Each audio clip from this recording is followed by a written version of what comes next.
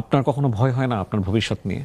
কারণ আপনি যা করছেন আজকে, আপনার মতো অনেকেই যারা করছেন, সবই তো ডকুমেন্টেড। হ্যাঁ, সব ডকুমেন্টেড। আপনি জানেন হয়তো যে আমি যখন আন্দোলনে, তখন আমি প্রথম জানি আমার ওয়াইফ কনসিভ করেছে এবং আমার বেশ কিছু কমপ্লেক্সিটি ছিল। তো আমি তো রামপুরে ছিলাম, একদম প্রতিদিনই মানে ওখানে একটা ভূমিকা রাখার যেহেতু আল্লাহ তৌফিক দিয়েছিল, তো কারোর কথাই যখন শুনছিলাম না, তখন আমার মনে আছে যে আমার বোনের বাসা, সবার বাসা কাছাকাছি। তো আমার ওয়াইফকে বলছিলাম, আমি শুনছিলাম অন্যরুমে, যে ও বাসায় ঢুকলে আমার ফোন দিবা, আমি বাহির থেকে তালা মেরে দিয়ে যাব। তো তখন দুটো কথা খুব মনে আছে। আমার ওয়াইফ একবারও নিষেধ করে নাই, কারণ ও জানছিল যে এই কাজটাই আমি জন্মের পর থেকে করতে চেয়েছিলাম, ইনসাফের লড়াইটা।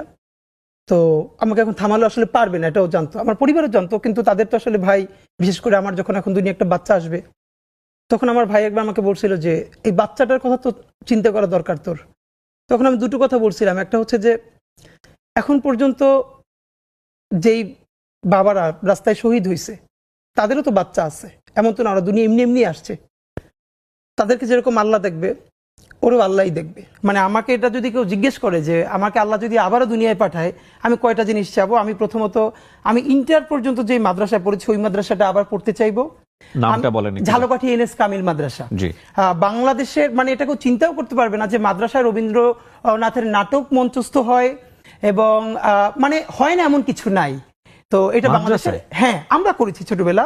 আমি আপনাকে বলি, আমি যখন ওখানে 4, 5, 6-এ পড়ি, তখন ঝালকাঠি থেকে বরিশাল থেকে ঢাকায় আমি জাতীয় পর্যায়ে অনেকবার বিতর্ক, আবৃত্তি, তারপরে বক্তৃতায় এসেছি, এবং স্কুল কলেজ মিলিয়ে আমি অনেকবার ফার্স্ট হয়েছি। এটা শুধু আমি না, আমার ওই প্রতিষ্ঠানের অনেক ছোট ভাই বন্ধু যারা জাতীয় পর্যায়ে এরকম প্রচুর পুরস্কার পেত। মানে ওটা আমাদের এমনভাবে কালচারাল নার্সিং হতো যে রবীন্দ্রসঙ্গীত, নজরুল সঙ্গীত, জারি, ভাটিয়ালি, একমাত্র মনে হয় নৃত্যটা হতো না মাদ্রাসা হিসেবে। তো এছাড়া প্রচন্ড বিরাট আকারে এই আলোচনাগুলো হতো, চর্চাটা ছিল। তো এক, আর দ্বিতীয়ত হলো আমি আমার পরিবার যে কত বড় প্রতিষ্ঠান, এটা আসলে চিন্তাও করে ভাবা যায় না যে আসলে পরিবার মানুষকে কোথায় নিয়ে যায়। আমরা 6 ভাই বোন, আমি সবার ছোট। আমার জীবনের যেটুকুন লার্নিং এখন পর্যন্ত পুরোটা আমার পরিবার।